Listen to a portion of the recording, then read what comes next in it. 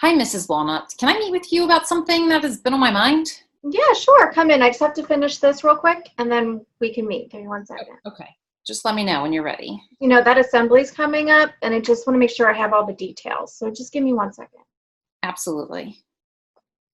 Okay. All right. I think that's arranged for that day. All right. What can I do for you today? I just wanted to talk to you a little bit about my team members. They're nice to me and they're friendly, but they're not really willing to collaborate and do team meetings weekly. With me being new to fourth grade, I would love to collaborate and team plan.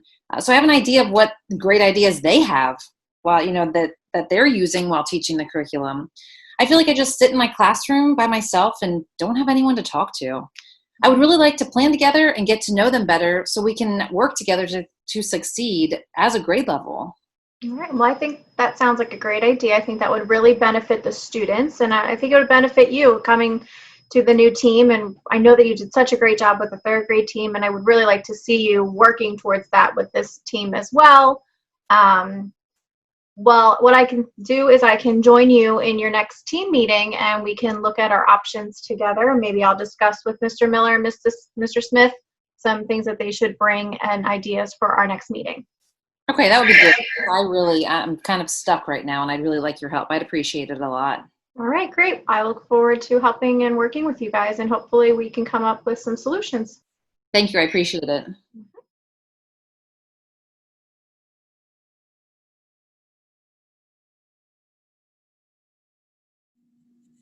Hi, Mr. Miller and Mr. Smith. Thank you for meeting with me today. Hi, Mrs. Hello, Walnut. Mrs. Walnut. So Mrs. Barr came to see me and she had some concerns about your team meetings. And I think that we need to come together to decide how to develop a plan so that you all are cohesively collaborating and working together. How do you feel about that? Great. Sounds good. Whatever you say. All right.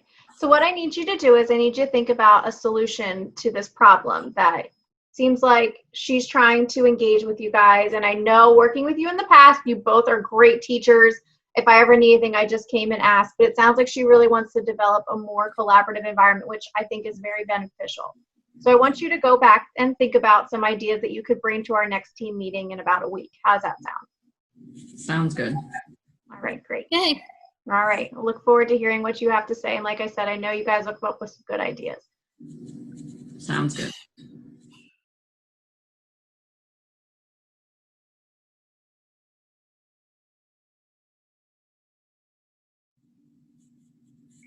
What's up, Mr. Smith? And then Mr. Miller, can you believe that we just got pulled into Mrs. Walnut's room? That's ridiculous. What's up with Mrs. Barr? Why can't she handle this on her own? She's been teaching long enough. Right? 10 years? That's about me. I mean, come on. Get yourself together. Why do we have to go and make this big to-do about us working together? Oh my God, together. We work well teamwork. together. My gosh, I don't know what her problem is. I know. She needs to put her big boy pants on and figure it out. That's right. I agree. Hmm. All right. Well, I guess we need Whatever. to figure out what we're going to do for this team meeting.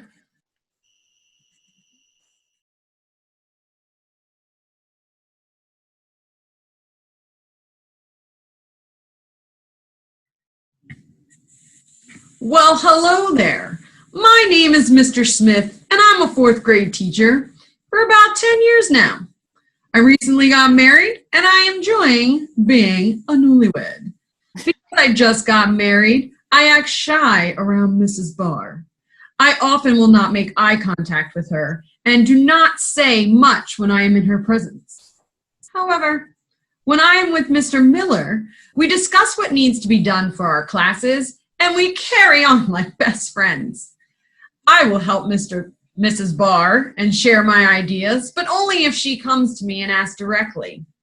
I can be a very pompous you-know-what at times when I'm with others. I know it all, and do not need to collaborate with Mrs. Barr. What does she know? I am Mr. Miller.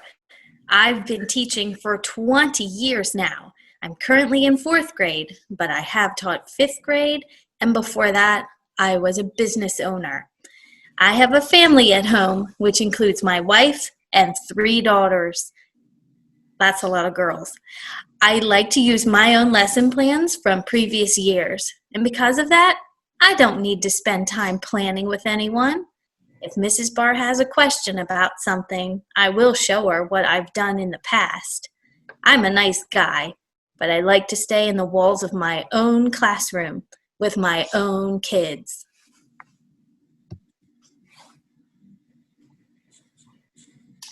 Hi, I am Mrs. Barr. I am new to the team. This will be my 2nd year teaching in 4th grade. Previously, I taught 3rd grade for 9 years. When I worked on previous teams, we communicated, collaborated, and shared ideas with each other. We planned together, and we met weekly for a team meeting. We would type notes to send to our principal each week. When I arrived on my current team, I work with 2 male teachers who are comfortable in their own teaching styles and are not willing to change their ways. Hello, I am the school principal, Mrs. Walnut. I have been the principal at Sunnyside for 5 years. I'm very eager to have the 4th grade team work better together. They stay in their own classrooms and do not collaborate. As the only administrator, I have lots of plans for this school and would like to see the 4th grade team work cohesively together and solve conflicts on their own. I have plans for assemblies, professional development, family nights, the list goes on and on that I need to take care of. I have worked with Mr. Miller and Mr. Smith in the past. I know they are a good duo to work with and are very helpful when you go to them for what you need. I think Mrs. Barr would like to work together more with Mr. Miller and Mr. Smith to create a more collaborative environment and do more things as a team. I like this idea and hope that with her experience on the grade level teams that she previously worked with, she will be able to help the gentlemen see the benefits of this structure. Mrs. Barr came to meet me previously expressing her concerns with her current team. I addressed these concerns with the team altogether and requested they bring possible solutions to our next team meeting.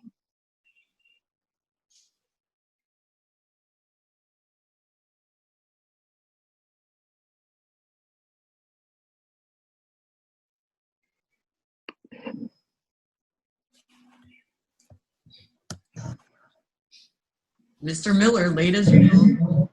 Had to fix my hair. All right, team, let's see what we came up with to help solve your conflicts. All right. Well, I think we should look at distributed actions theories of leadership, Mrs. Walnut. This theory emphasizes that certain functions need to be provided if we are to achieve our goals and maintain effective working relationships among the 3 of us. At different times, there are different functions that are needed.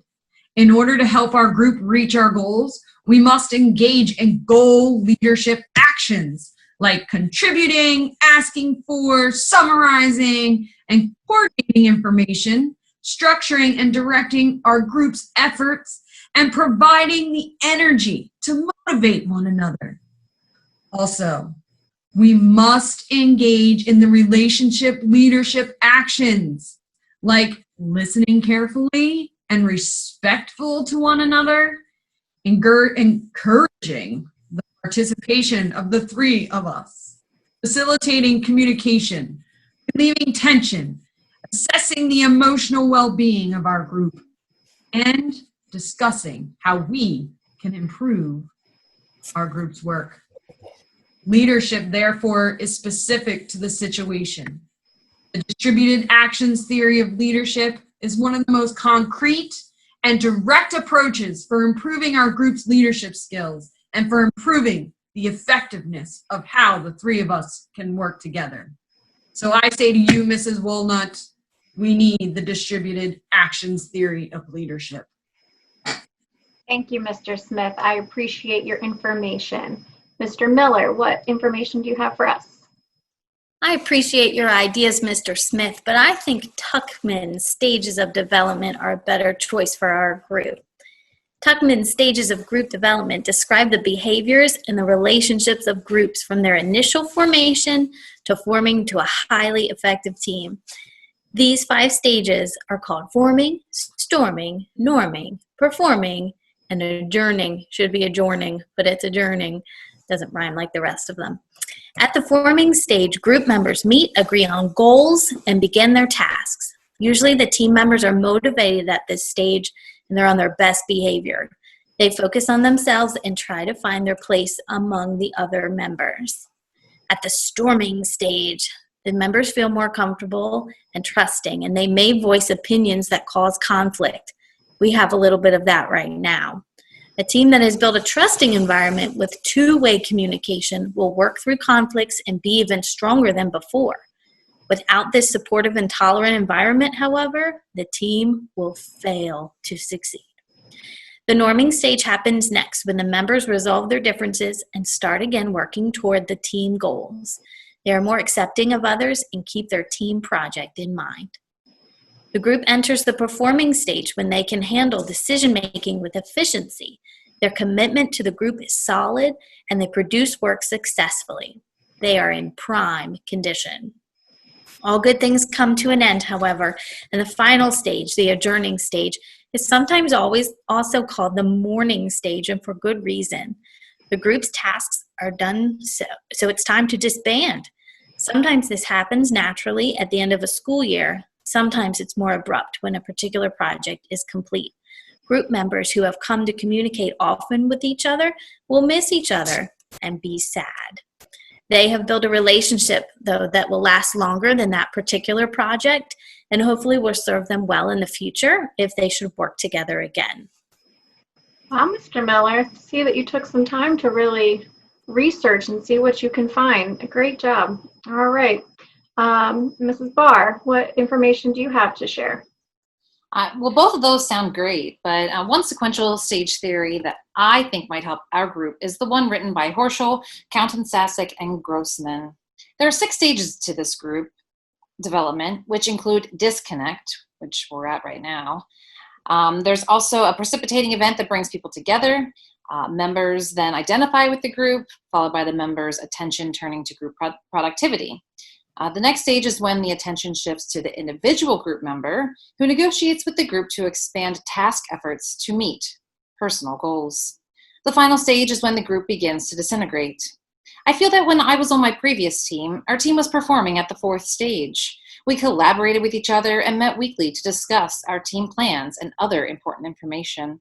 This year with my current team, I feel that we are in the disconnect stage. We do not often plan together and we share little ideas with each other. I think this theory would help my team grow and be able to function well together. All right. Well, all of these ideas and theories sound great. Mr. Smith, thank you for sharing your thoughts on the distributed action theory. I would appreciate being able to help facilitate how meetings should be run. However, I think it's really important that as a group, you guys determine how it should function based upon your needs. Your team should be able to develop and execute ideas together upon analyzing data and developing communication with one another. Mr. Miller, that was a very extensive plan of action. It appears your years of experience could help the group to form more effective communication together. The stages you discussed are part of how a group develops over time, but I believe your group is in need of specific steps to bring you guys together now. Mrs. Barr, thank you for sharing your ideas as a new member. I'm sure that was a little frightening at first, but your ideas were executed wonderfully. I know it can be difficult to speak up. I like your theory of getting the group to engage with one another. It appears to me that as a team, you all stay within your rooms and do not develop plans together. As a grade level team, I would like to see and encourage you to modify this idea. With Mrs. Barr's theory, I believe the team would have the potential to develop positive working relationships that involve integrating ideas and using your ideas together to share each other's experiences to create a cohesive team to meet the group member goals. So, after thinking about the options, I think we're going to go with Mrs. Barr's idea of the sequential stage theory. Thank you, gentlemen, for sharing your ideas as well.